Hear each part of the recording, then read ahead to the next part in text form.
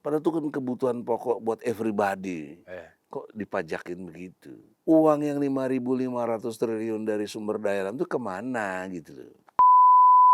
Padahal dulu zaman Soeharto suka nggak suka ya kita sama Swasembada Orde Baru, pangan ada. udah ada itu swasembada pangan istilahnya kan. Iya. Sudah mulai bagus. Oh, masuk lagi konglomerat dan oligarki yang kurang ajar, yang serakah ini lah. Ada nggak mentalitas pemimpin gitu? Kan nggak ada. Kadang anak pejabat langsung ditutup-tutupi dan lain sebagainya. Kita tahulah semua itu. Iya. Nah, pertanyaan saya, apa petunjuk presiden dalam konteks korupsi ini? Dalam konteks pembangunan kecerdasan bangsa? Nggak melihat saya petunjuknya apa. Oke. Saya ngomong ini bukan nggak ada risiko, orang banyak benci mas saya yang sekarang lagi pasti benci lah karena terganggu dia kan. Ya, tapi saya don't care, I don't care what the people say about me because it is my way, Islam is my way.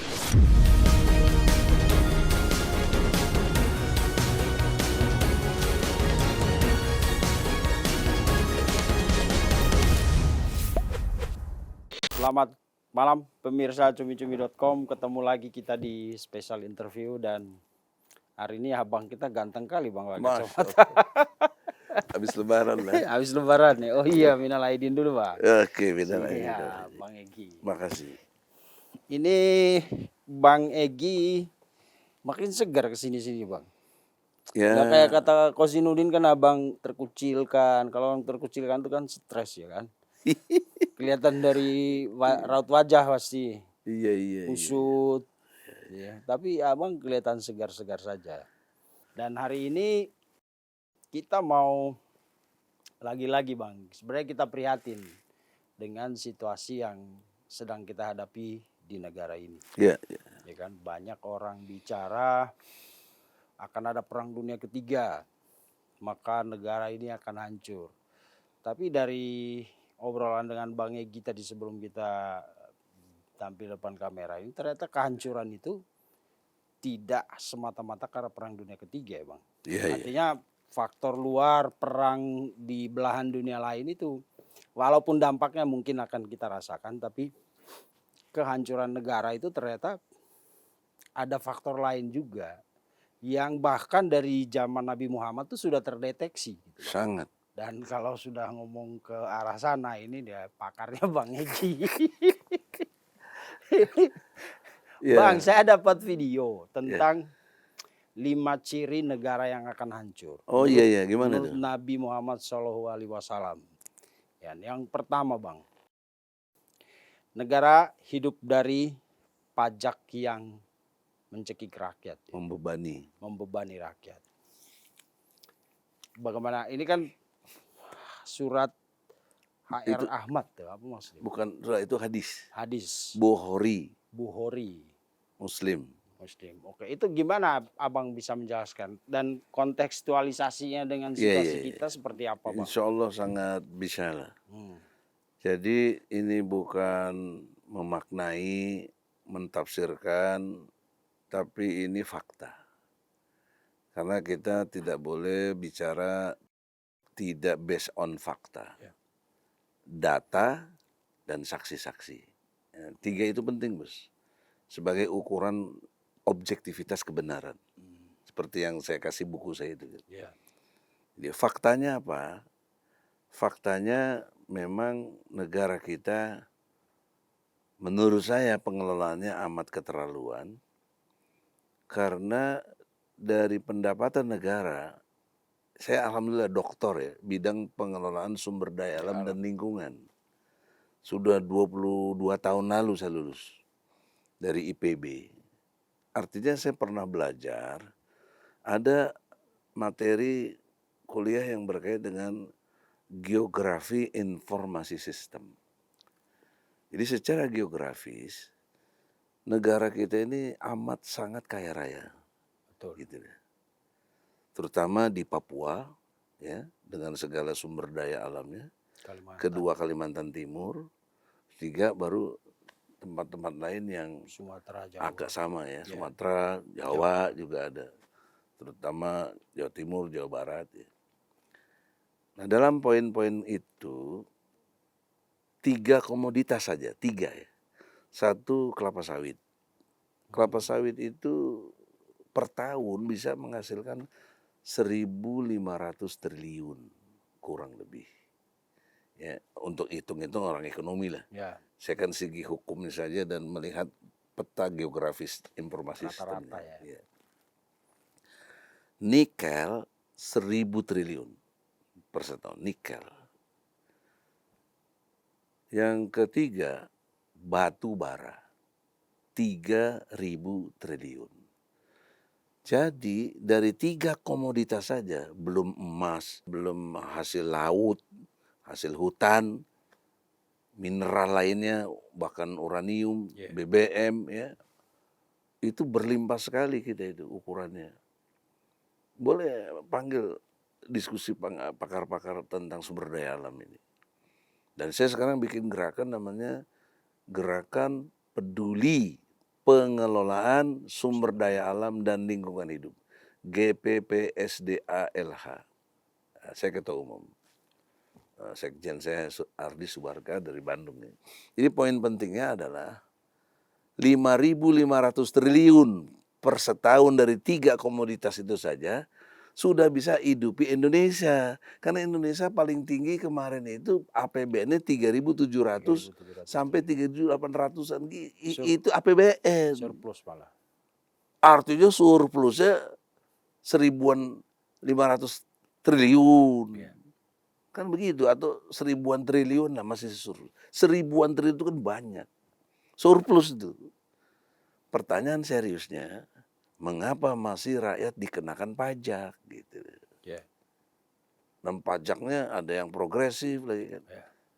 Seperti barang mewah itu. Juga ada makanan, minuman tuh 12% itu. Pajaknya. Yang 12%, emangnya berapa? 11 sampai 12%. Iya. Pajak Dulu 11 dinaikin kan. jadi 12. Jadi 12. Sebelumnya malah cuma 9 kan. Ya itulah terus. Padahal itu kan kebutuhan pokok buat everybody. Kok dipajakin begitu? Jadi pertanyaan serius yang kedua, uang yang 5.500 triliun dari sumber daya alam itu kemana gitu loh. Nah ini mestinya si Bahlil harus jelasin. Karena dia Menteri SDM. Ya. Menteri Keuangan harus jelasin. Jangan Purbaya bicara yang lain-lain. Kemana sumber daya alam ini? Uangnya. Belum lagi per gubernur. Kalau kita mau breakdown per gubernur. Pendapatan Sumatera, pendapatan Kalimantan, ya, dengan berbagai timur baratnya dan lain sebagainya, termasuk Jawa juga. Termasuk Jakarta. Jakarta jangan dipikir nggak ada hutan. Jakarta hutannya namanya hutan beton. Iya, hutan beton. Itu hutan beton, gedung-gedung tinggi itu Iya. triliunan itu. Makanya berapa? CSR-nya berapa? APBD Jakarta kan kurang lebih 75 triliun. Coba bayangkan. Ya. Tapi masih banyak orang miskin keleleran di Jakarta. Amat sangat penderitaannya. Tukang minta-minta juga banyak. Copetnya juga banyak. Iya. Itu kan orang nyopet karena ya hopeless, dia nggak ada duit, dari mana dia. Sementara begitu juga orang maling, orang ngerampok. Karena tingkat kejahatan di Jakarta tinggi, Bos. Dengan kota metropolitan itu. Iya. Penipuan. Ya, atau dicuri, orang yang dicuri. Itu dalam skala waktu 2 menit sekali. Bayangkan tuh, berapa banyak tuh sehari. Jakarta. Yang diperkosa 4 jam sekali. Terjadi fluktuasinya itu begitu. Yang karena narkoba 50 orang mati setiap hari, 50 orang. Anda bisa tanya ke BNN data-data itu. Jadi kok begini Indonesiaku gitu loh. Ya. Ya, tidak bermaksud sok nasional siapa enggak, saya prihatin aja. Apalagi ada hadisnya tadi kan. Jadi bahwa satu elemen kehancuran negara, rakyat dibebani pajak. Bahkan menurut buku Ibnu Khaldun dalam mukadimahnya itu tentang pajak yang tidak proporsional ini, itu satu perampokan negara kepada rakyatnya. Yang justru itu menghancurkan. Karena kan tugas pokok presiden menurut UUD 45 ada 4, Bos. 1, menjaga tumpah darah seluruh rakyat Indonesia. Harus tuh presiden tuh. Jadi nggak boleh ada orang mati karena kriminal dan nggak, mestinya nggak ada. Ya, karena harus dijaga tumpah darah seluruh rakyat Indonesia. Sekarang betapa kurang ajarnya negeri kita ini, kriminalitas itu. Tinggi. Ibu kandung aja yang dibunuh. Iya. Ayah juga begitu, ada yang dibunuh, atau Dan suami rata-rata istri. itu Luar biasa itu. karena frustrasi ekonomi. Ekonomi dong pasti libatannya. Ada Dan satu yang keluarga yang sampai bunuh paling diri. mengerikan dalam pengertian kemanusiaannya, kok banyak yang bunuh diri gitu. Ya. Bahkan Apalagi ada yang kemarin sampai dari satu keluarga. pinjol-pinjol itu kan, judi online juga kan banyak kali yang bunuh diri, Bos. Ada yang sampai satu keluarga tuh. Iya. Bahkan sekarang tingkat anak-anak aja ada yang bunuh Iya. diri juga kan. Mengerikan, Bos. Ini tingkat stresnya tinggi sekali. Ibu-ibu anaknya digantungin dulu baru dia terakhir gantung diri. Dia lupa masih ada satu yang bayi juga. Itu coba bayangkan. Itu terjadi di Indonesia. Padahal sumber daya alamnya surplus. Nah. Belum lagi satu. Lagi emas. Itu logam mulia itu berapa, Bos? 3 jutaan ya sekarang ya. Saya nggak ikut mantau tuh. Tapi per gram loh itu, Bu. Per gram. Jadi 1 ton kan 1 juta gram. Jadi 1 juta kali 3 juta kan 3 triliun, Bos. 1 ton. Nah, sejak tahun 62 kita dikuasai oleh Freeport, kemana itu? Konsentrat emas yang gitu banyak, jutaan ton lah. Sekian tahun itu kan. Konversi ke rupiahnya bagaimana? Buat rakyatnya mana? Nggak usah rakyat yang lainnya. Lihatlah rakyat sekitar Papua. Kok masih ada kemiskinan yang luar biasa? Mesti ini saya nggak boleh ada kemiskinan itu. Orang dia menghasilkan yang luar biasa kok. Di NTB juga, di Newmont. Iya. Nah, pertanyaan seriusnya, pasal 33 ayat 3 UUD 45 menyatakan bumi, air, dan segala kekayaan alam yang terkandung di dalamnya itu dikuasai oleh negara dan diperuntukkan untuk semakmur-makmurnya rakyat. Tapi bro, kita sih aduh masya Allah bersyukur banget masih bisa podcast, ada ini, walaupun ini buah palsu. Tapi Oke, Bang. gambaran sejahtera lah. Aduh, rakyat kita, Bos. Aduh. Oke, itu emang itu juga saya kira jadi pertanyaan yang ada di kepala semua orang. Kita punya Freeport, kita punya Newmont, tambang nikel, tambang batu bara. Tapi kemarin hal seperti itu juga ditanyakan ke Pak Prabowo di meja bundar itu yang nanyain siapa?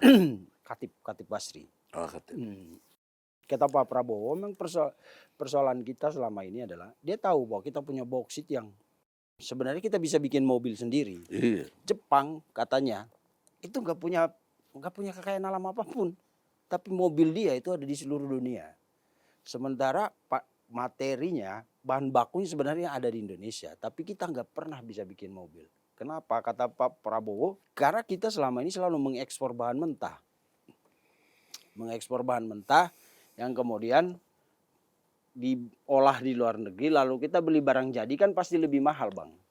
Nah, itu juga akhirnya jadi masuk akal kenapa semua hal yang kita pakai, mobil dan lain-lain itu pajaknya tinggi sekali. Karena biaya untuk mengadakan semua itu memang jadi tinggi gitu. Dan Pak Prabowo sedang mengusahakan hilirisasi. Maksudnya kalau bisa, misalnya dia sebut juga minyak sawit seperti yang Abang bilang. Ternyata dia bilang di luar itu minyak CPO itu mahal sekali. Oh iya. Tapi selama ini kita selalu ekspor mentah. Bahkan bisa bargaining untuk itu. Betul, iya. Nah, kemudian sekarang ada Bang Egy, pertanyaan saya Bang, kenapa sih kita cenderung mengekspor bahan mentah? Karena kan tadi kita punya emas loh, Freeport, kita punya tambang, semuanya ada.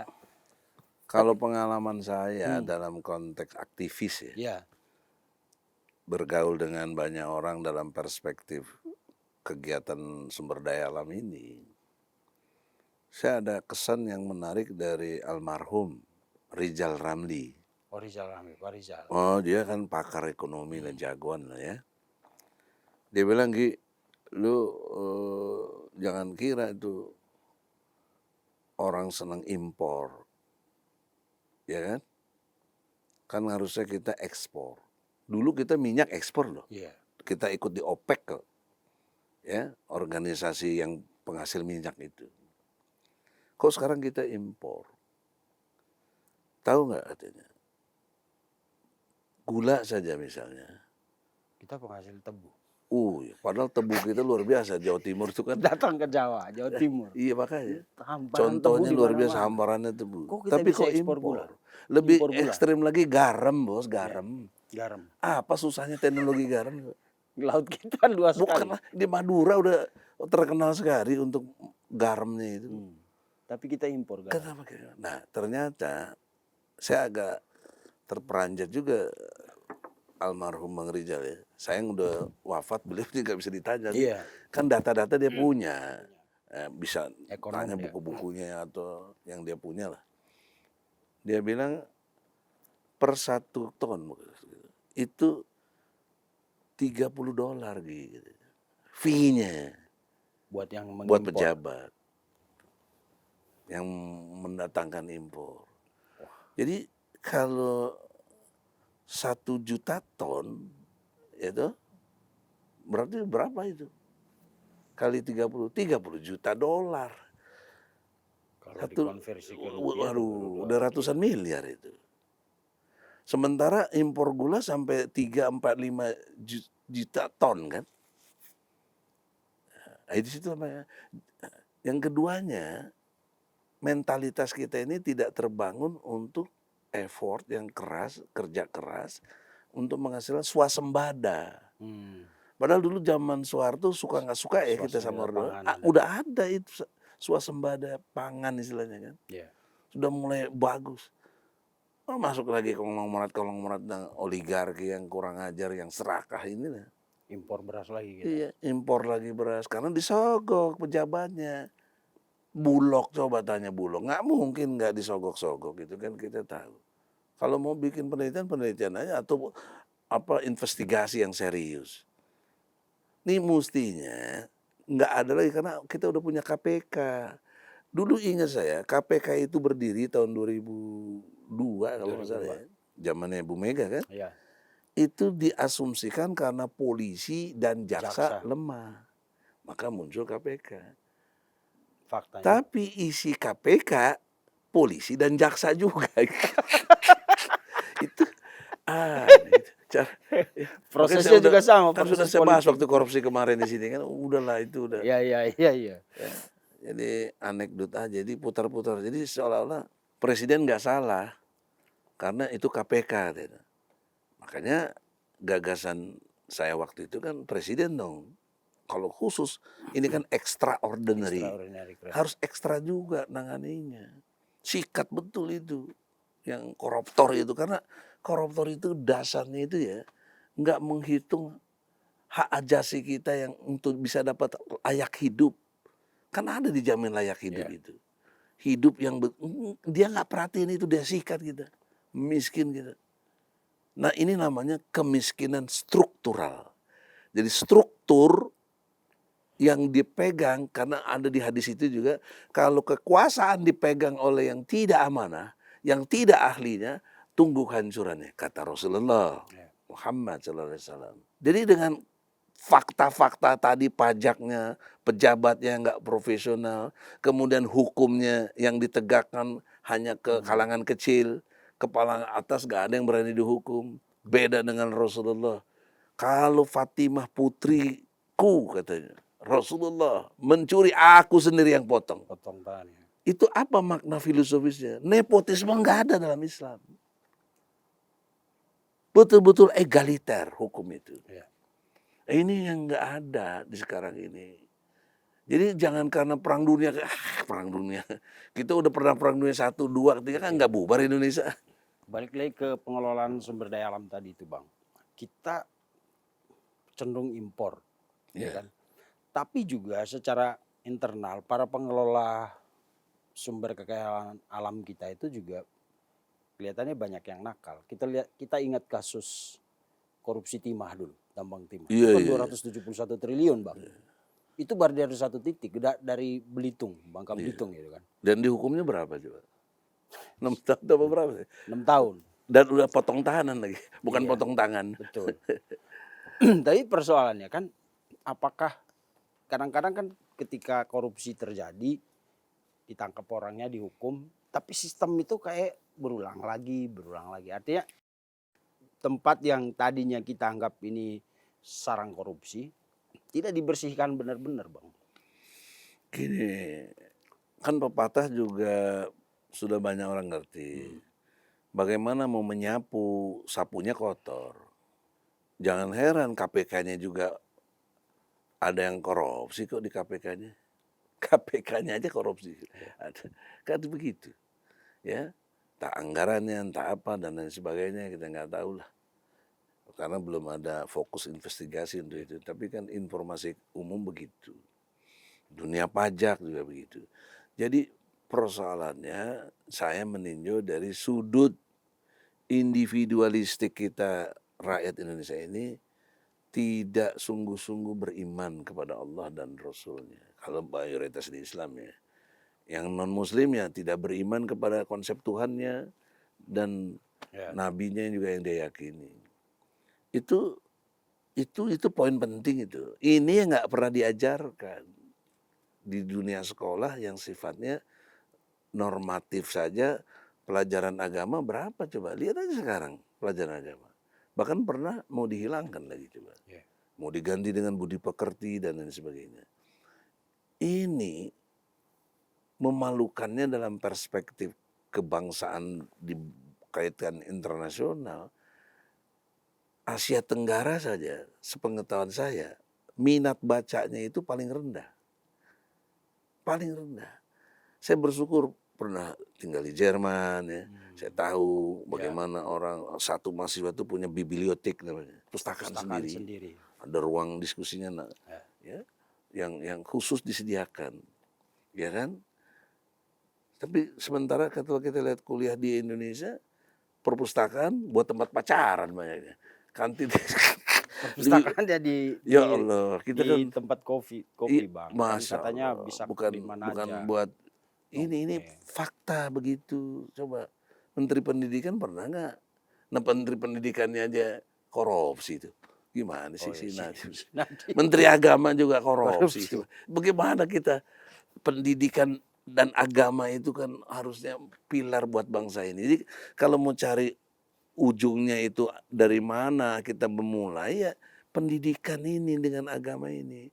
Maka gagasan saya punya konsep namanya ASI, Bos. ASI itu hanya Al-Quran, S-nya sholat, I-nya infak. Ada dasarnya, nanti kutiplah surat Fatir, surat ke-35 ayat 29. Jadi di situ sebut tijarah lam tabur katanya.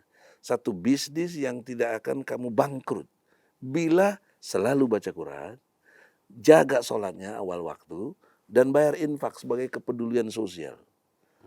Jadi Quran sebagai pencerahan karena dia cahaya, mencerahkan. Bahkan keyakinan kita dalam pengertian hadis yang bisa nerangi kita di kubur nanti itu bacaan-bacaan Quran kita karena sudah membawa cahaya dia gitu. Kan menerangkan kita yang tadinya gelap, dunia nggak ngerti, tapi dijelaskan oleh Quran, saya ngerti banget. Bagaimana bisa saya ngertikan dengan satu situasi dikemas dalam pendidikan bisa saya. Misalnya begini, tiap RT atau partai politik atau tempat-tempat pemerintahan yang strategis di-upgrade ASI-nya. Dilakukan upgrading ASI. Itu sangat membantu dan cepat. Tapi kita salah jalan, kita bikinnya P4, rek naon P4 itu. Akhirnya kan bubar juga, nggak ada ini. Sekarang juga ketua BPP itu gimana? Malah dia bilang agama musuh Pancasila, bagaimana otak kayak begitu? Masih dipertahankan Oh, juga. kalau itu mah Ya salah. itu makanya. Itu Ini kan keliru. kita lagi bicara tata ulang ya. Tata ulang bangsa kita ini yang benar itu. Jadi jangan saya ngomong gini dianggap subversif dan lain sebagainya. Nggak ada. Ngapain saya gitu. Poin pentingnya adalah bangsa Indonesia yang klaimnya mayoritas umat Islam, kenapa tidak dididik asinya itu? Sebab gini, kalau Al-Quran kan jelas tuh pencerahan, kekayaan intelektual kita tambah, Nah kalau sholat fokus dia. Inna sholata tanha anifasai wal mungkar. Jadi sholat itu berdampak pada untuk perilaku. mencegah keji dan mungkar. Ya. Jadi sholat yang benar atau yang benar-benar sholat, dampak hukum, dampak sosial, ekonomi, dan lain sebagainya itu berubah. Jangan sholat juga, korupsi juga, Korupsi ya nggak juga. bisa dong. Nggak berdampak namanya. Anggar, Namanya fawailul anggaran musholin, sholatnya lalai gitu. pengadaan Al-Quran Jadi aja sebenarnya dikorupsi. terapi buat bangsa ini sangat sederhana dan murah meriah. Karena sudah menjadi ideologi bangsa kita ini merasuk dalam kejiwaan sebagai rukun iman Ya. dan rukun Islam. Oke. Jadi dengan poin penting ini, mestinya Menteri Pendidikan, Menteri Agama menyatu, bikin konsep yang benar, kurikulum yang baik, Bagaimana membangun untuk muncul daya didik anak itu yang anak yang soleh itu dan soleha. Ini kan enggak. Ini enggak melihat saya ke arah itu. Padahal sudah 80 tahun kita merdeka. Harusnya sudah evaluasi itu udah mendasar. Dan Prabowo tahu ini, masa nggak tahu urusan begini. tahu. Dia bisa hari ini kalau dia ucap pendidikan dan agama menyatu dalam satu kurikulum, bagaimana lahir Indonesia bertakwa. Nah itu. Ya. Jadi jangan mikirin Indonesia emas. Indonesia Indonesia emas itu materi. Itu kemudian, itu hedonis pasti. Tapi kalau Indonesia bertakwa, emas yang didapat pun mendatangkan keberkahan. Itu juga ada dalilnya, Bos. Surat Al-A'raf ayatnya 96. Jadi barokatin fi samawati, akan aku datangkan berkah dari langit dan bumi kalau kamu beriman dan bertakwa. Al-A'raf ayat 96. Ente boleh detailkan apa berkah dari bumi? Itu tadi sumber daya alam. Ya. Sampai ke nikel tadi semua itu sumber daya itu. Kenapa tidak mau berkah? Yang dari langit apa? Hujan. Kenapa hujan nggak berkah? Malah jadi banjir bandang. Karena hutannya ditebang-tebangin dan udah jelas kemarin itu ada nomornya segala macam dari Menteri Kehutanan kok itu. Kok nggak ngaku-ngaku, heran itu. Oke. Nggak dipecat-pecat juga itu menteri, gitu loh. Mestinya kan juga sekedar dipecat, ditangkap, dipenjarakan gitu loh. Karena dia membuat kebijakan yang keliru. Jadi dalam perspektif ini, kekurangan hukum nih, menurut saya kekurangan hukum, tidak ada pertanggungjawaban presiden. Oke, itu nanti kita bicarakan di faktor kedua, Bang. Iya. Tapi kita pertegas dulu yang pertama tadi. Saya juga sepakat sih kalau, dan saya kira semua orang juga sepakat. Kita itu sedang mengalami apa ya? Merasakan banget ironinya hidup di negara yang kaya ini kan. Iya, iya. Sampai Istilahnya apa? Istilahnya mati di lumbung padi ya. Iya, seperti tikus mati di lumbung padi Iya, kata iya. orang kan. Masya Allah. Kalau Pak Prabowo kan ketika hal ini ditanyakan ke dia, dia bilang kita akan lakukan industrialisasi. Melakukan apa? Industrialisasi, hilirisasi itu kan. Maksudnya Iya, semua iya, iya. kalau bisa diproduksi di dalam. Kita punya bahan, kenapa kita nggak produksi sendiri? Masuk akal juga, biaya produksi akan menurun, efeknya akan sangat banyak, lapangan pekerjaan dan lain-lain pasti juga. Kalau kita memproduksi sendiri sih, hitung-hitungan saya sebagai orang awam ekonomi, mungkin bisa menekan pajak juga karena pendapatan negara itu kan jadi lebih besar karena ketika kita produksi sendiri dan berubah dari negara yang rajin impor menjadi eksportir kan, Bang. Ya, impor tetap rajin, ada $30. Iya, maksud ya. Kalau itu memang susah. Itu nanti kita mungkin bahas di poin kedua. Nah, Tapi jadi yang mau difokus tanyakan apa? kalau menurut kalau Abang, kalau Pak Prabowo kan hilirisasi dan Iya, industri. iya, iya. Kalau Abang apa? Supaya kekayaan alam kita itu benar-benar bisa membuat kita hidup tidak dicekik pajak. Memang ada yang dimaksud skala prioritas. Ya. Nggak bisa, semua harus dikerjain dulu, nggak bisa. Oke. Nah kalau kita mau sabar berbangsa dalam mendidik bangsa ini dalam rangka mencerdaskan kehidupan bangsa, itu tugas pokok presiden juga tuh. Di samping tadi menjaga tumpah darah dan mensejahterakan seluruh rakyat Indonesia. Nah yang keempatnya itu politik bebas aktif. Tapi bukan bebas aktif gabung di BOP, itu bukan bebas aktif, itu bebas tak bertanggung jawab itu, menurut pikiran saya. Jadi saya mulai dari tetap komitmen sebagai intelektual, mulai dari edukasi, pendidikan, nggak bisa enggak. Dan itu jangan mulai dari sekolah formal, dari orang tua. Orang tua sepengetahuan saya, termasuk saya dulu, karena orang tua saya belum begitu mendalami agama kali waktu itu ya misalnya, itu nggak pernah didik kamu jadi ulama ya, nggak ada. Pokoknya kamu jadi sarjana, mau insinyur kayak sarjana hukum kayak apa, pokoknya arahnya itu orientasi materi, orientasi duniawi. Nggak ada orang tua secara sengaja dan serius kesadarannya ya melihat anaknya itu lebih bagus bertakwa, tunduk patuh kepada Allah, santun. Dia lebih senang lihat anak itu kaya raya. Dia lebih senang anaknya itu punya prestasi yang sifatnya duniawi. Contoh sederhana aja. Mana ada serius orang-orang the have ya, kursusin anaknya belajar bahasa Quran misalnya. Tapi kalau belajar bahasa Inggris, matematik, dikursusin, panggil guru. Bahasa Mandarin. Itu aja contoh sederhana, Bos. Mungkin sekarang udah nggak begitu, udah ada yang udah tapi kan berapa persentasenya? Anda asal tahu, ini hasil penelitiannya kurang lebih 5 tahun lalu dari Monash University, Melbourne, Australia. Orang Indonesia 73% tidak bisa baca Quran, tidak bisa, Bos. Bayangkan 70, kalau dari 240-an juta orang Indonesia yang Islam, 73%-nya tidak bisa bahasa Quran, itu berapa juta itu? 100 Bisa sekian, hampir 200 juta, 200 juta. nggak bisa baca Quran. Lebih parah lagi, yang tidak sholat, 75% tidak sholat. Wah, ini kayaknya di Ini studio penelitiannya termasuk. bukan. Nah, diperbaharui kemarin Menteri Agama dengan IAIN kalau nggak salah atau UIN ya, itu udah agak meningkat, maksudnya agak lebih baik.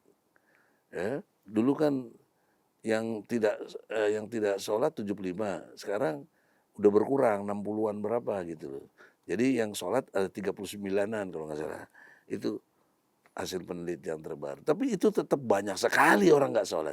Maka logika berikutnya, kalau sholat menurut Allah sebagai instrumen yang bisa mencegah keji dan mungkar, sementara dia tidak sholat, ya banyaklah orang logika terbaliknya melakukan keji dan mungkar dong. Itu kan logika terbaliknya begitu. Kadang-kadang orang itu jadi pesimis dari kasus-kasus kecil gitu Bang. Misalnya ada Dan belum lagi mental orang Indonesia banyak penipu, Bos. Nipu karena substansinya nggak sejahtera dia. Persentase yang kaya berapa sih coba? Oleh karena itu, dalam perspektif pengelolaan Indonesia ini yang salah urus, saya tidak yakin Prabowo tidak tahu sebelum dia jadi presiden. Tahu dia yang gitu-gitu tuh. Hilirisasi kayak apa, nggak mungkin nggak tahu. Orang dia punya mertuanya presiden kok, Soeharto. Soeharto juga ngajarin yang benar dalam konteks swasembada. Ngerti dia, nggak mungkin. Bapaknya juga apalagi ahli ekonomi. begawan. Ya, begawan lagi luar biasa. Nggak mungkin, nggak ngerti yang gitu-gitu. Kenapa sekarang dia yang sudah berkuasa kok baru omon-omon istilahnya? Kalau memang itu dia serius, ya kenapa dia nggak bikin kebijakan dong? Abang di mana kesulitan Pak Prabowo? Prabowo dalam soal lain tidak orangnya hormat dengan beliau ya. Saya tetap hormat beliau. Tapi dia tersandera gitu loh. Oleh Ya oleh keadaan yang dia sendiri ciptakan. Apa? Tidak mengurangi hormat. Hasil pemilu dia kan hasil dari kecurangan. Kita kan tahu itu. Bukan karena benar KPU-nya. Banyak kita tahu lah. Udah di seteling gitu. Saya gugat loh sejak awal itu waktu itu. Tapi saya ke Bawaslu, bahkan sampai demo besar itu nggak diignore, selesai, bahkan banyak ditembakin gitu. 2019 tuh bahkan saya di penjara hanya protes tentang pemilu curang. di penjara. Pak Prabowo kan pemilu 2024, Bang. Sama curang. Iya, artinya kan dia setelah itu gabung. Hmm. Kan gabung setelah itu, jadi Menhan. Kenapa nggak menata ulang itu? Sehingga sekarang 2004 dia menangnya itu kan semua orang tahu lah. Ada kecurangan yang luar biasa, udah ada kok sidang MK-nya udah membuktikan banyak-banyak itu. Tapi tetap dikukuhkan di sidang MK itu. Nah, disitulah ketersanderaannya. Jadi logika berikutnya, dia tidak mungkin jadi presiden kalau tidak ikuti skenario kecurangan ini gitu.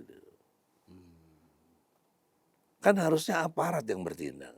Minimal Mahkamah Konstitusi. Tapi kan kita tahu sendiri begitu Mahkamah Konstitusi. Termasuk kritik saya nih kepada Jim Lee ya, sebagai dulu dia MK kan. Ya.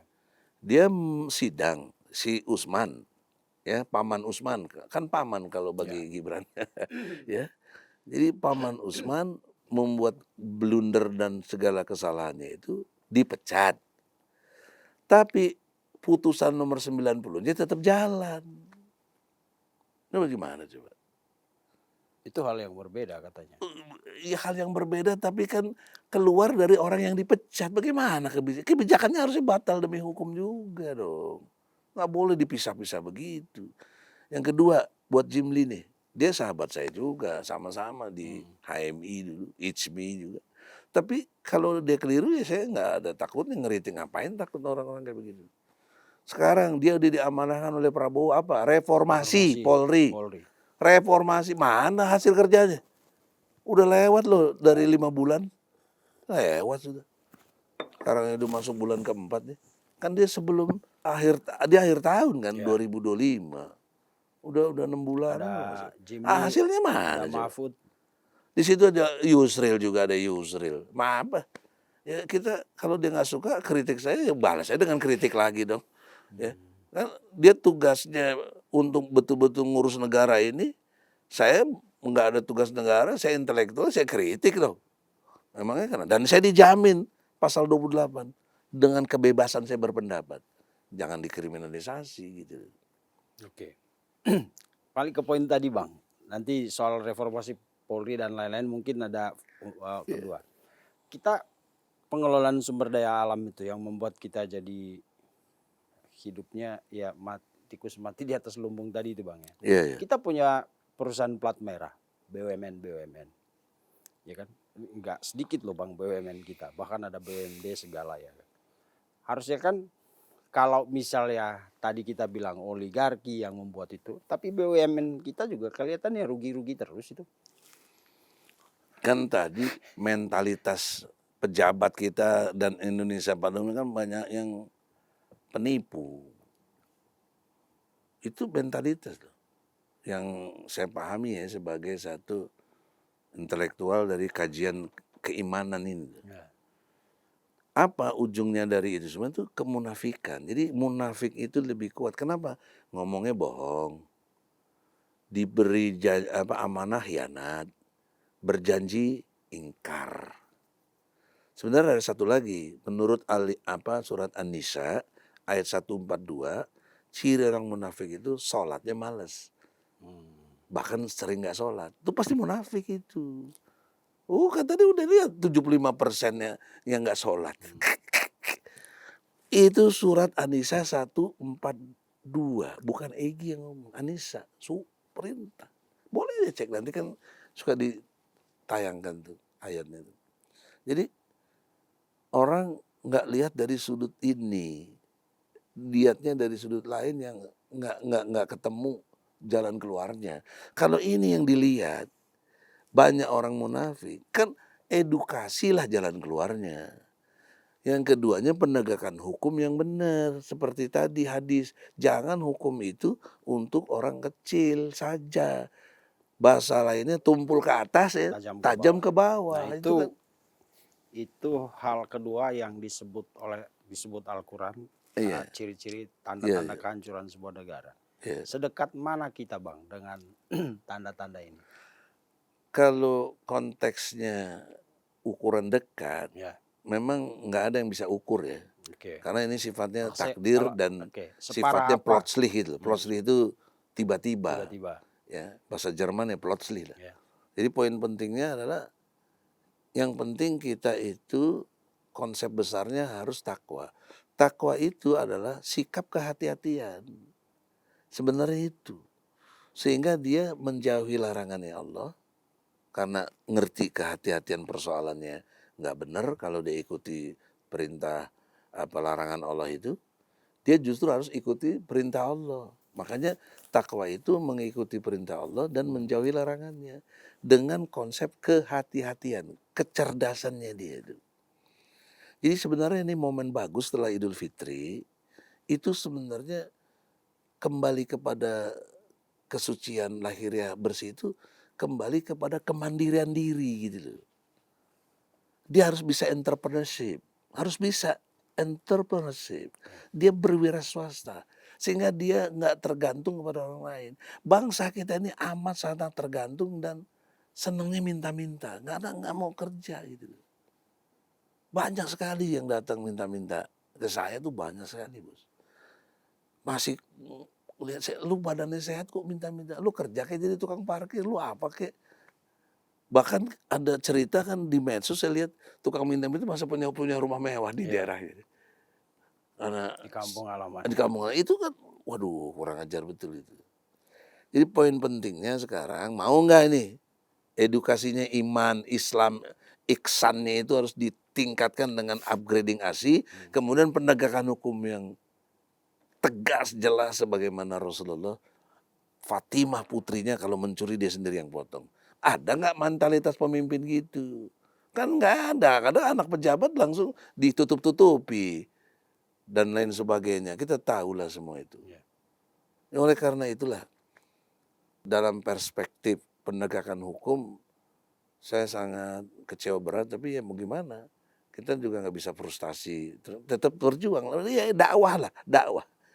Ya. Jadi satu elemen edukasi lewat dakwah ini yang terus lakukan. Dan syukur cumi-cumi mau manggil karena nggak ada podcast yang mau bicara begini. Padahal kita jelas problemnya di situ tapi nggak ada. Nggak laku, ini yang begini ini nggak laku.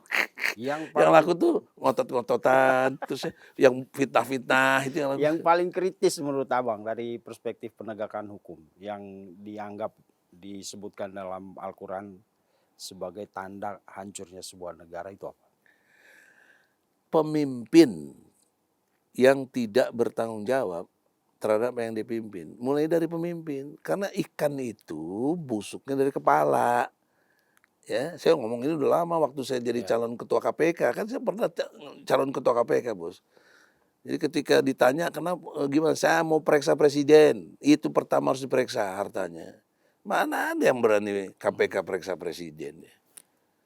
Ya, begitu. Jadi itu ada di Quran. Kalau mau lihat Quran di surat Al-Anbiya ya, surat ke-21 ayatnya 73, juga jungto di surat Al-Hajj ya, di surat Al-Hajj ayatnya 41. Ya. Jelas di situ. Sebagai pemimpin itu pertama harus memberi petunjuk. Nah, pertanyaan saya, apa petunjuk presiden dalam konteks korupsi ini? Dalam konteks pembangunan kecerdasan bangsa. Nggak melihat saya petunjuknya apa. Oke. Kalau itu kan undang-undang anti Ya, korupsi nggak udah ada. lihat apa. Lalu Pak Prabowo beberapa kali menegaskan sikat semua para koruptor gitu. Itu kan retorika. Bahkan sampai kejar sampai ke Antartika. Nah, sementara di antara kita aja nggak bisa dikejar. Baru sampai Solo misalnya udah berhenti misalnya. Misalnya gitu contoh. Jadi mau sama agama mau ke Antartika. Jadi jangan ada retorika loh. Karena ini bagian dari kemunafikan nanti. Ngomongnya bohong jadinya. Janjinya ingkar. Kan dia berjanji di situ. Ingkar. Bahkan di DPR MPR dia berjanji. Dan diatur dalam pasal 9 UUD 45. Sebagai presiden dan wakil presiden demi Allah akan menjalankan undang-undang sebaik-baiknya dan seluruh-seluruhnya demi nusa dan bangsa. Demi Allah. Ada pakai Al-Quran. Itu kan udah janji bos. Tapi kenapa masih ada kayak begini juga?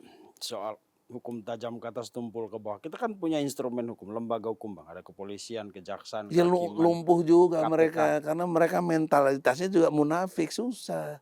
Dan mereka juga banyak bermasalah karena mereka itu ibarat sapu, sapunya nggak bersih, kotor juga. Hmm. Bagaimana? Jadi kalau Kalau pakai logika kan gaji polisi jenderal sekalipun TNI juga berapa sih? Kan kita tahu. Menteri juga berapa sih? Nggak sampai berapa, 20 juta apa berapa tuh?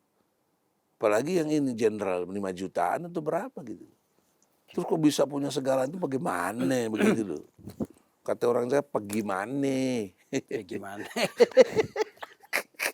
Bang, memang kalau dilihat persoalan korupsi di Indonesia itu udah sangat kronis gitu. Tapi kalau abang misalnya seandainya tiba-tiba abang, udah Bang Egy jadi ketua KPK, mulai dari mana abang sikat? Nggak mau sih, ngapain? Omong kosong semua itu. Enggak, Karena sudah artinya ikut training kok, bukan training, ikut dites resmi pakai konsep. Ujungnya itu bayaran semua, bos. oke, artinya Ada deal-deal lah maksud dengan saya anggota DPR itu. menurut Bang Egy itu sarang koruptor yang paling kalau ditaruh prioritas nomor satu itu di mana? Presiden. Presiden udah nggak usah nyala-nyalain orang. Presiden. Karena semua bermuara kepada dia. Dia yang bikin kebijakan. Boleh apa enggak itu dia. Emangnya menteri bisa jalan sendiri? Tanpa izin presiden. Lu nggak boleh gini. Nggak boleh. Apalagi dulu Jokowi pernah perintah tidak ada visi misi menteri yang ada. Nah itu udah jelas.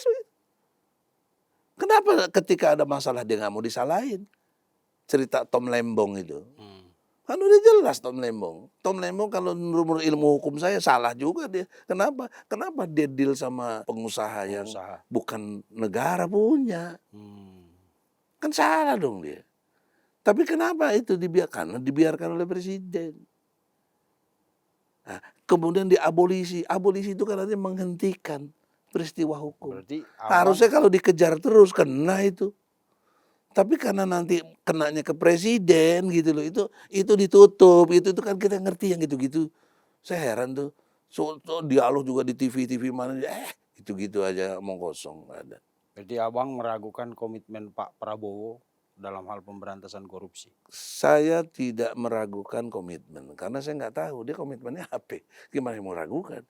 Yang saya lihat fakta saja, dia omongannya bagus, tapi nggak dibuktikan dengan langkah-langkah nyata. Itu aja. Coba kalau dia bilang dulu misalnya kan seingat saya ya, seolah-olah tunggu setahun katanya. Ini udah 2 tahun Hampir 2 nggak ada tahun. perubahan. Itu aja contoh. Nanti akan begini, nggak sesuai. Jadi ketika tidak ada persesuaian antara kata dan perbuatan, itulah kemunafikan. Nggak boleh itu. Dan nggak boleh pemimpin yang begitu, tidak boleh. Jadi apa namanya saya tidak tahu. Ya, makanya kalau dia mau komitmen gitu, udah tahu menteri-menteri yang reshuffle dong. Konkret, ganti, jelas, tegas, dan dia perbaiki dirinya. Jangan, masih ada waktu. Karena saya lihat gerakannya udah semakin masif, nanti menghantam kepada dirinya ini. Gerakan apa ini, Bang? Ya, nanti masih diskusi lah. Di kalangan aktivis senior yang tahu itu. Ya. Bahkan ngerinya yang bahkan dipisahkan gitu loh. Ya, yang si Koni bisa bener tuh, Koni yang ahli militer. Ngeri itu. Ini udah 2 tahun soalnya. Ya, ini masuk tahun kedua. Iya. Kan bentar lagi Oktober kan. Jadi poin pentingnya adalah sebelum terlambat. Nanti kan biasanya penyesalan itu belakangan, janganlah. Ya, kalau pendahuluan itu namanya pendaftaran ya nggak? Nah, sekarang saya daftarkanlah ide-ide gerakan yang harus segera Prabowo. Saya udah kasih tahu. Reshuffle kabinet, ganti orang yang punya kapasitas. Jangan lihat isi tasnya, kapasitasnya, intelektualitasnya, integritasnya. Itu yang penting, Bos. Tapi banyak yang bilang orang yang punya integritas sekalipun begitu masuk sistem jadi rusak, Bang. Itu Apa karena tidak ada yang gampang dong, jangan logikanya dibalik. Ya tetap dia nggak punya integritas ketika dia rusak. Ya ganti aja lagi, gitu loh. bukan karena sistemnya yang Bukan, rusak. bukan. Memang orang yang Sistem nggak bisa kita ini merawat. relatif baik, cuma kurang sana sini yang kaitannya dengan pertanggungjawaban. Coba lihat Undang-Undang Dasar 45, saya nggak lihat pertanggungjawaban presiden apa. Idealnya kan tiap tanggal 16 Agustus pidato kenegaraan itu pertanggungjawaban presiden per tahun. Mestinya ini kan kagak seremonial aja. Nggak ada. Nggak ada berani anggota DPR kritik-kritik. Mana ada. Semuanya tepuk tangan aja. Apa begitu? Mana logika kenegaraan kita sebagai pengawasan dari DPR? Nggak ada. DPR itu punya fungsi pengawasan. Punya fungsi membuat legislasi, undang-undang. Punya fungsi budgeting, ngatur keuangan negara Ya. ini. Mana dari tiga fungsi ini yang fungsional untuk kebahagiaan bangsa dan rakyat Indonesia ini? Bahkan kesejahteraannya. Nggak ada tuh. Nah, malah dia ikut korupsi coba. DPR. Ini kan bukan kurang ajar lagi. Sebenarnya kan harus diganti yang gitu-gitu. Nah ini kaitannya dengan ketua partai. Ah, Dan kita juga tahu jadi ketua partai kan juga hitung-hitungan lobby-lobby. Kita negeri ini kacau itu sebenarnya. Karena nggak mulai dari tadi iman yang benar itu nggak ada. Asinya itu Al-Quran, sholat, infaknya itu kalau dia kan mau anti mau ngomong apa faktanya memang mayoritas Islam kok, jangan dipersoalin Islam mayoritas atau minoritas. Tapi kan fakta dia beragama ngakunya Islam jadi pejabat. Nah saya dulu punya pandangan begini, presiden harus menyatakan saya presiden tapi saya Islam. Jangan saya kan Islam tapi kini kan saya presiden. Maksudnya dimaklumi dong, gua kan sekarang presiden, banyak kepentingan. Nggak bisa dong.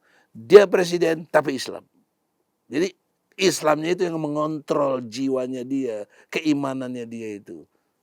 Itu yang benar. Jadi kita jangan nyalain sistemnya. Individu, karena sistem yang buat individu. Kita yang buat, yang orang beriman atau enggak. Kalau dia nggak beriman, ya betul loh kayak Israel sama Amerika itu kan dasar sekali. Genocidnya kelihatan kok. Enggak juga sadar-sadar. Udah di demo di semua penjuru Amerika saya lihat kan. Enggak juga sadar-sadar. Itu siapa kalau begitu? Kan bukan sistem dong, orang yang kurang ajar. Jadi dalam pengertian perubahan bangsa, udahlah jangan retorika, Anda mulai dari presiden. oke. Sekarang mumpung Prabowo jenderal tegas, coba buktikan. Berubah nggak? Dia omong begini, langsung bikin kebijakan, langsung ganti menterinya kalau yang nggak benar. Selesai dong. Itu otoritas dia kok. Prerogatif namanya. Kok masih pakai hitungan-hitungan lain? Nah, itu pasti ada deal-deal gitu. Oke Bang, selanjutnya yang disebut dalam Al-Quran hal ketiga yang bisa menghancurkan negara itu adalah masih ada kaitan dengan pernyataan Abang terakhir tadi. Ya, apa itu? Memberikan jabatan kepada orang yang Itu. salah, orang yang tidak tepat sebenarnya. Ya. Kalau bahasa Inggrisnya kan the man behind The right man, the right man place. on the right place. Ya. Gitu. Ya, Menurut Abang terus gimana Gi? Kalau Abang kan luas ini cara melihatnya. ya, Kita mulai dari kabinet aja dulu deh. ya oke. Hmm. Saya pernah mendengar untuk jadi pos menteri ini bayar sekian. Ada itu informasi. Setorannya gitu. kemana? Ya ke presiden lah, emang kemana yang presiden yang ngangkat? Ada. Yang keduanya lagi, pendekatannya tadi kan isi tas, bukan kualitas. Pendekatannya lagi nepotisme. Ya, pendekatannya lainnya adalah kepentingan-kepentingan bisnisnya. Kalau pakai si fulan saya lebih dijaga nih bisnis saya. Enggak pernah lihat secara utuh kualitas integritasnya itu. Dan intelektualitasnya lah. Kan penting dong grade itu. Minimal tuh menteri misalnya S2 lah. Ya kan? Presiden tuh idealnya doktor atau jenderal kalau itunya. Setingkat lah itu. Jangan lagi masih lulusan SMA mau jadi bahkan kasarnya nggak lulus SMP aja mau jadi presiden, bagaimana sih logikanya kita? Itu contoh mendasar gitu loh. Saya ngomong ini bukan nggak ada risiko, orang banyak benci sama saya yang sekarang lagi, pasti benci lah karena terganggu dia kan. Ya, tapi saya don't care. I don't care what the people say about me because it is my way. Islam is my way. Itu yang penting, Bos. Saya punya prinsip di situ. Walaupun diinjak-injak ada, dia nggak ngerti. Berbuat itu kan harus ada strategi taktik. Yang penting endingnya saya menang. Itu saya nggak minta maaf, saya nggak apa, saya menang. Bebas sekarang, nggak lagi tersandung masalah apapun. Itu. Nah, jadi kembali kepada pertanyaan brother Vincent yang cerdas ya, berani dan militan, CBM juga. Itu poin pentingnya adalah sosok presiden itu harus bertanggung jawab. Jangan dia mengelak ini lembaga ini, enggak, lu yang angkat kok. Lu yang angkat bos siapa? Lu disalahin. Lu kenapa angkat dia? Kenapa yang nggak berkualitas, yang nggak punya integritas, yang nggak punya intelektualitasnya kalau angkat? Kenapa? Kan itu pertanyaan seriusnya. Jangan nyala-nyalain dong. Nah, kan semua itu punya kriteria, ada semuanya. Bisa dibuktikan dengan track record dari orang itu. Apa track recordnya? Jangan kita nggak melihat sebagai prestasi track record orang itu, dia on the track bener apa enggak.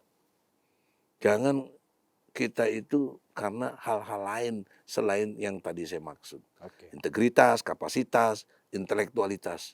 Itu penting sekali. Baru dikasih otoritas. Ini yang diberikan otoritas kan jadinya masalah, dia nggak punya kemampuan kapasitas, dia nggak punya ilmunya tentang itu, dia nggak punya intelektualitas untuk bisa mengemas dan mengelola yang baik, bagaimana coba? Bagaimana coba? Sumber daya alam yang begini hebat aja kok kita jadi miskin. Tadi Jepang bilang nggak ada sebenarnya. Singapura jangan jauh, Singapura Singapura apa apalagi. sih? Tapi kok dia bisa uangnya $1 Ya, Singapura berapa? 10.000 ya? ya. Walaupun apa namanya? Yang Ya, paling ekstrim Malaysia lah. Dulu RM1 sama loh sama kita RM1. Sekarang RM1 tuh 4.200 kemarin tuh sih. 4.300 malah. oke. Terus jadi Bang, kalau kita ngomong SDM ini kan, kalau menurut Abang di kabinet itu kan ada sektor keuangan, ekonomi ya, ada sektor pengelolaan sumber daya alam. Menurut saya kan dua hal ini penting sekali. Yang lain akan mengikuti. Iya. Karena tadi pertimbangan kita ini negara kaya, Itu kaya raya. kaya raya. Bukan kaya, Ya. kaya raya. Ada sektor pengelolaan sumber daya alam kan. Kalau dia kelolanya bagus, uangnya banyak, orang-orang di sektor keuangan dan ekonomi juga pasti akan diharapkan juga mengelolanya dengan bagus. Menurut Abang dua sektor penting ini sudah ditempati orang yang pas dulu. Tidak. Coba mana jujur siapa? Sektor Ada SDM.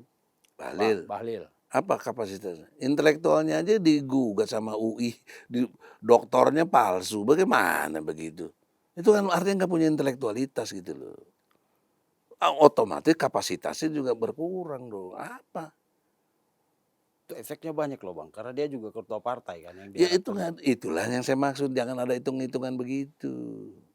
Walaupun dia ketua partai besar segala macam, kalau nggak benar kenapa nggak diganti? Berarti kalau masih hitungan-hitungan politik nggak bakal pernah maju Indonesia begini terus lah. Dan kita rakyat jangan lagi dibohongi dong. Saya yang orang yang ngerti saya nggak mau dibohongi. Saya ngelawan sih, walaupun dengan cuma omongan. Minimal ya omongan saya ini adalah perlawanan saya. Karena saya nggak punya apa-apa. Itu kan logika sederhana dalam konteks perlawanan. Jadi jangan juga kita yang nggak punya apa-apa terus nggak minimal ngomong. Karena Rasulullah juga yang ngajarkan ini. Kalau kamu lihat kezoliman, kemungkaran, biadi itu gunakan tanganmu, kekuasaanmu. Nggak punya, bilisani, ngomong. Nggak punya juga, ya sudah hatimu saja. Tapi itu selemah-lemahnya iman. Ya hadis ini bos. Hadis jelas itu. Orang banyak tahu, tapi kan nggak ada. Ngomong takut di penjara, saya udah 3 kali di penjara. Saya ngomong gini lagi di penjara lagi, ya nggak apa-apa.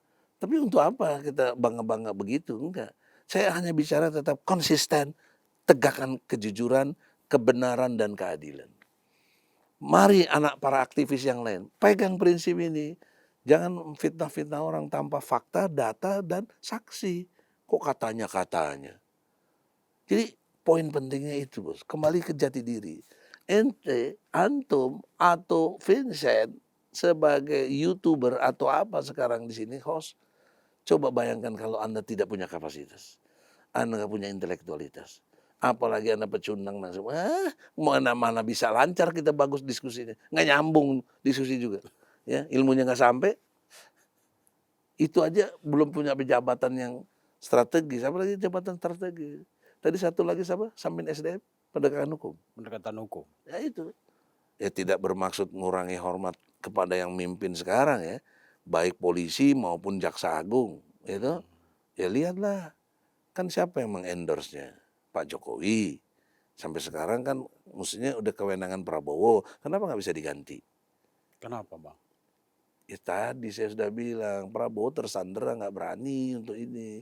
Ada hitungan-hitungan yang lain. Udahlah kalau Prabowo juga mau jujur, berani, kenapa nggak berani diganti gitu.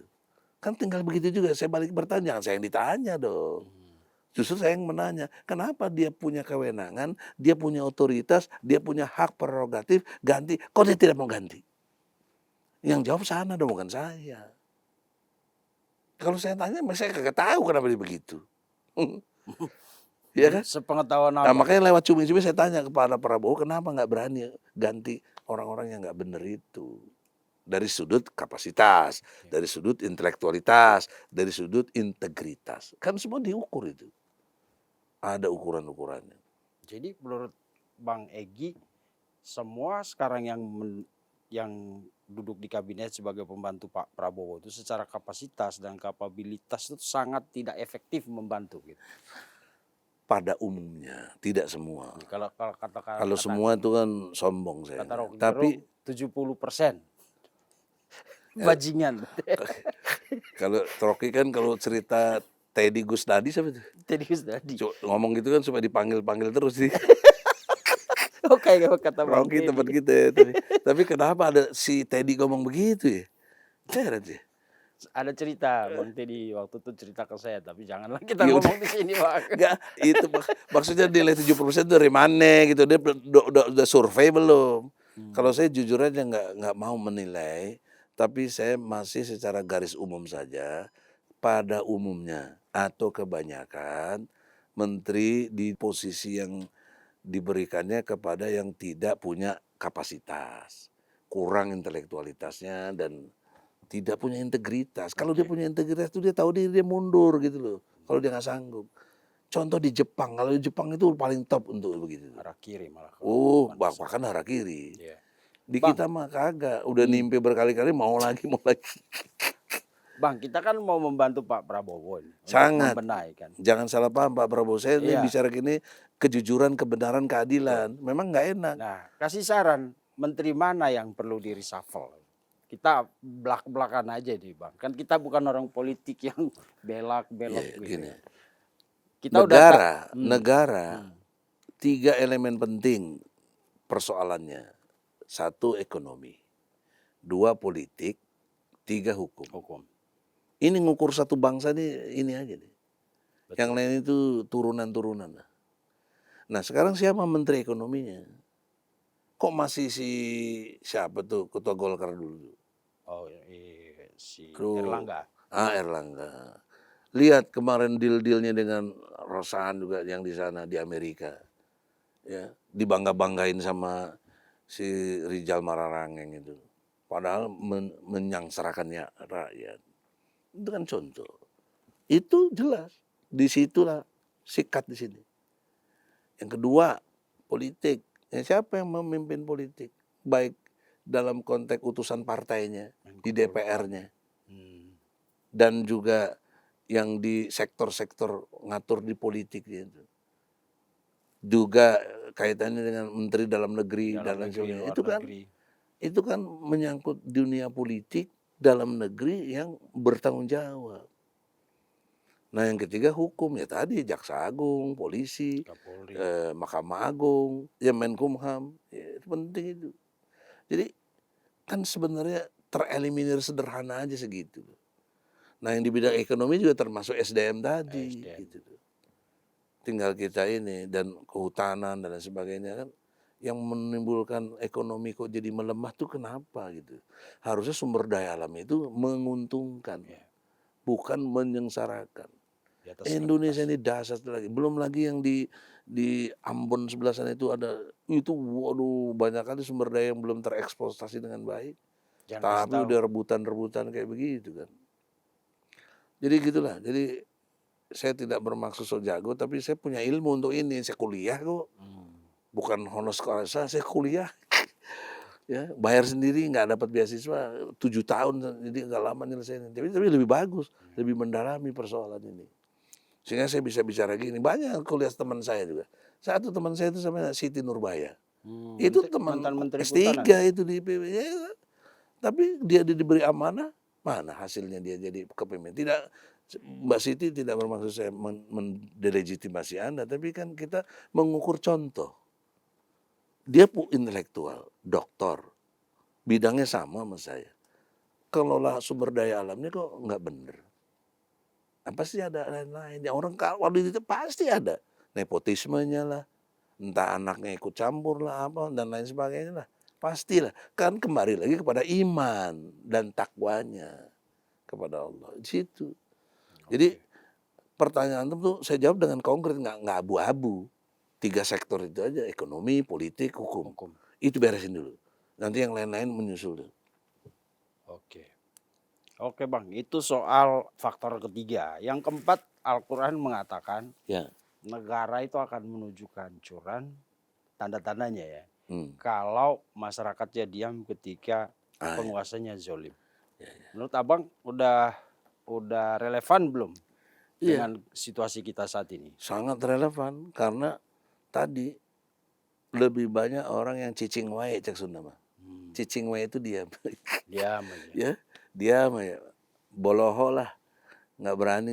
Kenapa? Berkait dengan uneducated. Jadi orang kalau uneducated, dia nggak berpendidikan yang bisa diharapkan. Nggak mungkin berani ngomong. Karena saya pelajari secara psikologi, kenapa orang takut? Itu dipastikan ilmu dan setidaknya informasi yang dia terima itu minim. Terbatas, minim. Sehingga dia takut. Ya. Contoh sederhana, kita ujian sekolah. Waktu ujian pertama belum tahu soalnya, kita takut kan? Tapi udah 2-3 kali ujian, gampang aja. Jadi poin pentingnya adalah makanya presiden punya tugas berat mencerdaskan kehidupan bangsa. Cerdaskanlah bangsa ini, dia akan jadi pemberani, ya, cerdas, berani, militan. Itu filosofis yang saya bangun, satu paket itu. Karena banyak orang cerdas, profesor doktor banyak sekali, Ya. bos. Tapi nggak berani. Cieun, cek nama sieun. Takut lah. Makanya jadi cicing wae. Gitu, diam aja. Banyak juga orang berani, preman-preman banyak kali gitu. Bunuh orangnya mau. Tapi kan nggak cerdas. Nah ada yang cerdas dan berani, tapi nggak militan. Nggak berani. Bicara sampai internasional ngelawan Donald Trump, mana berani. Siapa yang kurang berani bilang Prabowo nggak cerdas? Cerdas. Siapa yang bilang dia nggak berani? Berani, jenderal. Tapi dia nggak militan menurut saya. Kenapa sama Donald Trump takut? Itu maksud saya. Dia tidak bermaksud mengomongin orang, tapi kan saya punya kategori yang jelas secara ilmu gitu. Bukan menggibah orang. Niat baik saya, berubahlah. Masih ada waktu, berubahlah. Saudaraku, Prabowo, berubah. Karena pundak Anda ini menanggung jutaan rakyat Indonesia, Anda kepala negara, RI 1. Masa mau dibebanin kepada si fulan yang lain? Ya enggak lah. Banyak yang bilang kita sekarang berani kok bicara Bang. Tapi belakangan ada yang mengatakan bahwa ada pembungkaman sebenarnya. Oke. Begini, saya nggak percaya teori pembungkaman tuh. Oke. Buktinya saya ngomong, Ah, itu dia. apa, nggak, itu alasan klise aja yang membuat dia jadi excuse gitu loh. Hmm. Jadi dikecualikan, nggak ada pembungkaman, ngomong-ngomong aja. Kasus Andri Yunus misalnya Iya, kemarin. ngomong-ngomong aja. Jadi abang, Makanya ngomong yang benar itu harus by data. ah, Soal Andri Yunus saya nggak punya data, tapi saya udah menduga itu nggak benar. Dan saya yakin itu bukan Prabowo, karena buktinya ada yang dipecat dan lain sebagainya kan, ya Kabais nggak itu. ada urusannya dengan Prabowo. Nah ini harus diterjemahkan dalam bentuk kegiatan di operasional bawahnya itu lebih terukur gitu loh. Makanya pilihlah orang-orang yang punya kapasitas. Jadi abang nggak percaya kalau kita itu dibungkam gitu. Nggak ada. Tergantung ini cumi-cumi nanti dibungkam karena ngomong gini ya. Kan Enggak. buktinya lu diem nggak? Dari kemarin masih Ya kan? kita ngomong kasus korupsi, ngomongin apa kemarin kan biasa aja. Nggak bisa aja, nggak ada ini. Nggak ada yang Alhamdulillah. ngancam saya juga bang. Ada. Nggak ada. Ada apa lagi Mungkin gitu. karena Bang Egi kali yang Ya ngomong. masalah. Ya, Ini satu paket kalau nih saya kayaknya. pernah diancam, bahkan dikirimin Ya tapi hitman saya saya juga pernah. kalau misalnya. Dikirimin hitman bos waktu saya di Malaysia. Hitman itu pembunuh bayaran bos. Oke. Oh kita lawan aja. Jadi kalau orang itu takut, semakin menindas orang itu. Tapi kalau kita berani, ada dua kemungkinan. Dia yang takut. Kalau sama-sama berani ya ribut aja, kan begitu. Dan saya pakai teori ini dari surat Ali Imran, bos. Ali Imran ayatnya 150. Balillahumma maulakum wa huwa khairin nasirin.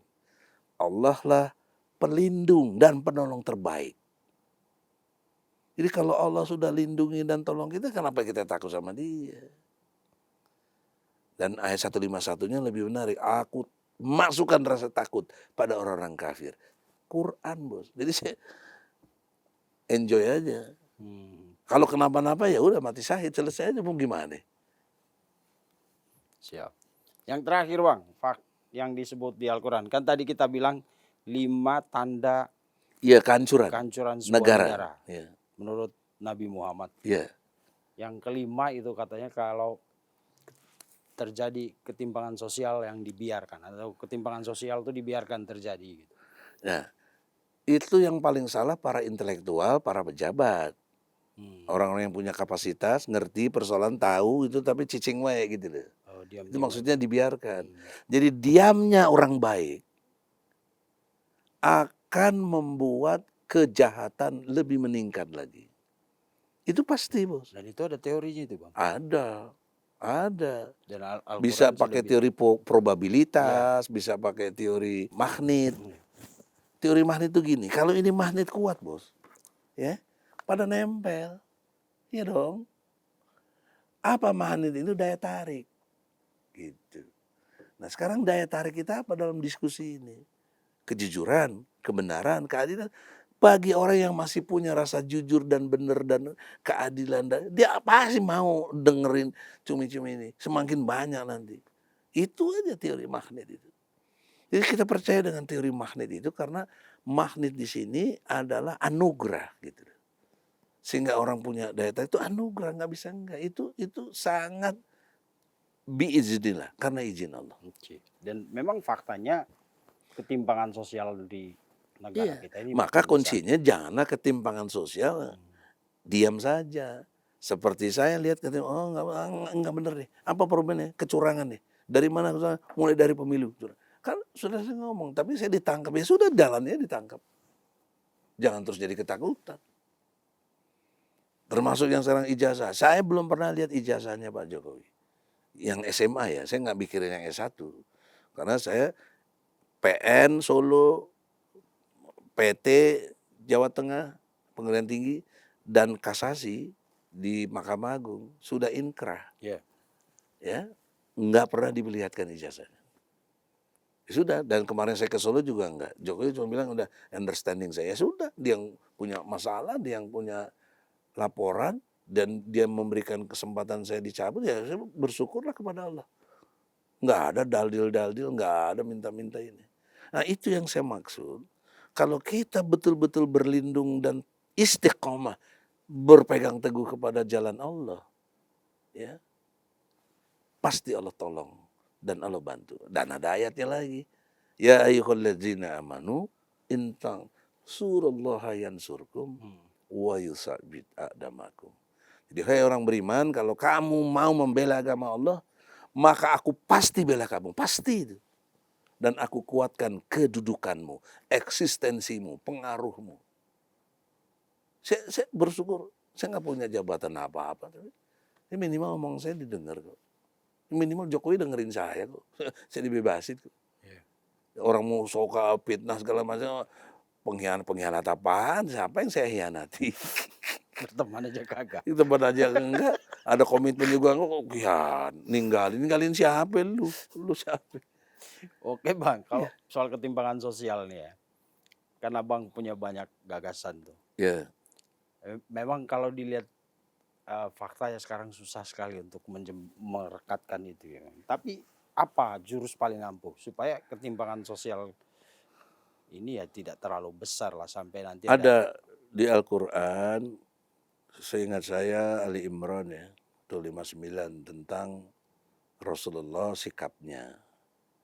Jangan kamu berhati keras dan kasar kepada mereka. Nah ini menarik menurut saya. Maka saya sedang coba dan saya sudah coba. Yang saya coba, saya datangin Jokowi dengan kelembutan yang orang lain makanya menilai saya kok udah berubah lembek. Itu dia nggak ngerti Quran itu. Bahkan Allah perintah kepada Nabi Musa kan, datangi Firaun dengan lemah lembut loh. Ada surat Toha ayatnya 43 44. Toha surat ke-20. Itu disebut datangi Firaun dengan lemah lembut. Oh orang nyuruh Jokowi jadi Firaun dong. Iya kalau dia menghantam saya. Ternyata Jokowi tidak hantam saya. Jadi dia bukan Firaun dong. Dia benar bebasin saya. Karena kalau Firaun yang benar, dia hantam tuh Nabi bersikeras. Musa, there is no way back, no way out, nggak ada lagi jalan keluar, nggak ada lagi jalan ke belakang, tongkatnya diketukkan kepada laut, terbelah. Termasuk juga si Firaun yang ikut, bahkan tenggelam. Nah itu Firaun yang benar tuh, nggak mau dengar nasihat orang. Nah, Jokowi dengar nasihat saya bebas, saya itu dan segala macam. Ya, nggak ada urusannya. Nah, orang terus nggak suka, saya bilang Jokowi baik, ya itu karena ilmunya aja nggak ada, dia nggak ngalamin gitu loh. Jadi konteksnya pendekatan kita tetap harus humanis. Makanya saya nggak bisa ketemu Prabowo langsung. Susah kali, apalagi informasi kan di barrier gitu kan. Lapisannya banyak. Oh, lapisnya banyak sekali. Sengkuni banyak. Ya sudah, saya ngomong lewat podcast saja. Resikonya ada, nggak suka ya terserah mau diapain. Kalau suka ya alhamdulillah dapat hidayah kan. Jadi kita antum termasuk orang yang berjihad di jalan Allah. Dan jihad informasi. Tapi setiap informasi yang bersifat konstruktif itu wajib disampaikan. Ya itulah makanya Apapun itulah medianya ya. makanya ketimpang, apalagi ada ketimpangan, Ya. jangan didiamkan. Ya, harus disampaikan. Makanya ketimpangan itu lihatnya dari 3 tadi, ekonomi, politik, hukum, itu aja lihat. Yang penting kan niat kita itu tidak untuk menjatuhkan. Oh tidak, malah saya menyarankan teman-teman yang masih ada sedikit lah percaya dengan Prabowo, kasih kesempatan dia dan Prabowo juga cepat berubah. Jadi kalau orang juga akan ukur nih, kemarin bilang setahun, sekarang udah lewat mau 2 tahun, nah lihat nih mau sampai kapan gitu. Kalau enggak ya sudah, dia sendiri yang membunuh dirinya, bukan kita. Oke. Jadi apa Abang mau simpulkan dari 5 poin itu Bang? Tanda-tanda kehancuran sebuah negara menurut. Ya 5 poin Baginda itu mulai dari pajak dari Ya. ya. Dalam Islam ada zakat. Dalam Islam tidak dikenal pajak, tidak ada. Boleh debat saya sama siapa, mana ada pajak. Kecuali buat orang yang non muslim. Dia kan nggak bayar pajak, ya bayarnya zakat lah. Dengan hitungan-hitungan yang tersendiri gitu loh. Jadi perintahnya ada, At-Taubah ayat 103, surat At-Taubah 103. Quds katanya, ambil, zakat itu diambil. Kekeliruan persepsi kita, zakat itu diterima. Diterima. Jadi pasif, cuma tidak, zakat itu harus diambil. Nah yang bisa ngambil itu siapa? Pemerintah. Nah kalau Prabowo mau perubahan mendasar dan jelas dan Allah langsung redo, ganti itu dirjen pajak dengan dirjen zakat, infak, sedekah misalnya. Lebih banyak duitnya tadi. Zakat dalam perspektif zakat mal beda dengan zakat fitrah yang 2,5%. Bisa 20%. Ada ayatnya, surat Al-Anfal, surat 8 ayat 41. Itu 20%. Karena semua ini berupa gonimah sebenarnya. Misalnya capres, cagup, cabub, itu kan perang. Minimal perang opini. Konsep-konsep dia mau jadi pemimpin itu kan perang. Nah ketika dia jadi si fulan yang jadi, misalnya gubernur Jakarta, dia bisa kelola uang 75 triliun. Dari 75 triliun itu jadi gonimah dong buat fakir miskin. Nah, itu minimal 20%. Kalau dia presiden dari 3.800 triliun, 20% itu buat fakir miskin dan lain sebagainya. Itu selesai, Bos. Tapi mau nggak konsep Islam ini dipakai? Itu kan masalahnya. Kita kan nggak beriman, itu masalahnya di situ aja. Pakai seperti saya bilang konsep tahu diri, tahu batas. Kau tuh siapa? Kalau ngaku beriman ya ikutin Allah dong. Sami'na wa ata'na. Nah ukuran dia beriman, ya tunduk patuh kepada Allah dalam bentuk kebijakan. Apa kebijakan dia? Kalau dia sebagai pejabat. Nah kemudian yang kedua dan seterusnya mengikut dari sini menurut saya. Karena ini soal kepemimpinan. Jadi bahasa tegasnya, lakukan dulu lah pemimpin yang sana, taubatlah. Taubatan nasuha kepada Allah. Karena tidak ada pengampunan dari Allah tanpa pertaubatan. Nah itu penting. Ya. Jadi harus jujur dulu dengan diri kita dan kepada Allah. Dia damai dulu sama Allah. Dengan Tuhannya. Damai, minta ampun sama Allah, aku mau berubah ya Allah, aku ganti dengan ini. Ya sudah, itu insya Allah dia menjadi husnul khotimah. Bukan su'ul, bukan akhir yang jelek, tapi akhir hidup yang baik. Kita jangan lupa loh, kita belum selesai, nanti bisa jadi ujung cerita kita matinya jelebau. Ya, jelek dan bau maksudnya, jelebau. Ya. Banyak yang jelebau nanti, ya Allah, nauzubillah, makanya saya doa ya Allah akhir hidupku mati syahid ya Allah. Begitu aja. Jadi enjoy kita jalan. Makanya alhamdulillah atas izin Allah sakit berat pun diberi sembuh oleh Allah. Ya. Semakin banyak difitnah, semakin happy karena dosa saya pindah sama dia. Makanya abang segar sekarang ya. Iya.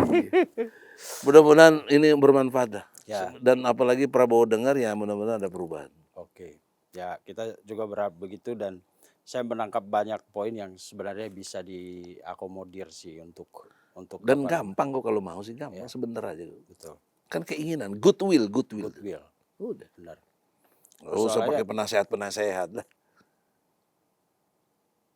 Tim pres apaan itu nggak ada. Yeah. Terlalu banyak penasehat juga Ya, pusing ya Bang ya. nasihatnya juga kagak, malah dia ikut nimpe juga kan banyak. Allahu Akbar. Oke, pemirsa, begitulah obrolan dengan Bang Egy itu selalu banyak perspektif, banyak poin yang bisa kita petik. Walaupun beliau bicara dari perspektif Islam, tapi nilai-nilai yang disampaikan sebenarnya itu nilai-nilai universal. Objektif.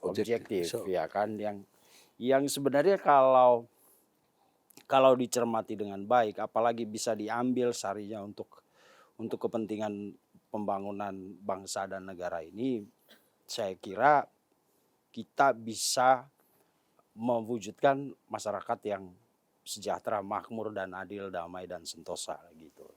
Tinggal sekarang mudah-mudahan Pak Prabowo kemarin sudah memanggil ulama, beberapa tokoh dan lain-lain, suara-suara individu seperti Bang Egy dan banyak juga di luar sana, mudah-mudahan juga didengarkan, disaring dan Kalau ada memang yang penting untuk diakomodir untuk kepentingan kemajuan bangsa, apa salahnya? Apa salah? Bahkan kalau diberi kesempatan mudah-mudahan bariernya berkurang ya Bang ya. Insya Allah. Iya. Demi kebaikan dia sendiri. Iya Bang Seskap. Pak Seskap juga Pak Teddy kalau sekali-sekali berdiskusi lah sama Bang Egy. Apalagi rumah di Bogor kan Bang ya. Iya, Bu. Dekat lah ya sama Hambalang ya. Oke.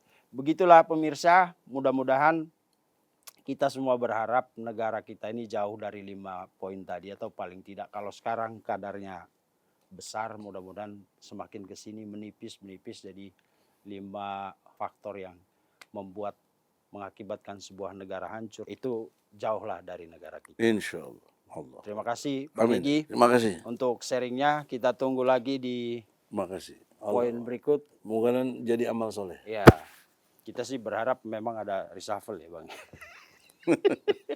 Terima kasih pemirsa. Kalaupun reshuffle juga nggak dapat ke kita kali. Tapi kan harapan kita untuk jadi lebih baik kan lebih bagus. Itu harapan aja. Yang tadi Nasihat. Bang Egy. Iya, gitu. Terima kasih Bang Egy. Ya Pemirsa, sama-sama. Allahu Akbar. sampai jumpa di episode selanjutnya.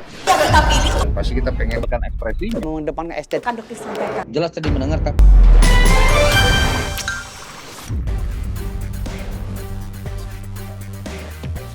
Terima kasih sudah menonton. Jangan lupa like, komen, share, dan subscribe video cumi-cumi.com.